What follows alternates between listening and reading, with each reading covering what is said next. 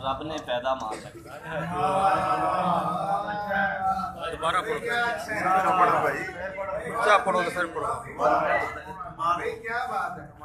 बंदे रब दा दर्शन मंगया, रब ने पैदा मां चा कीती।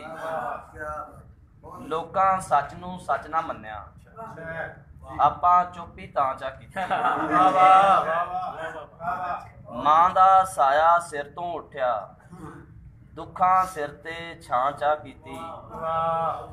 कच्ची सड़की वल मैं नस्या, कच्ची सड़की वल मैं नस्या।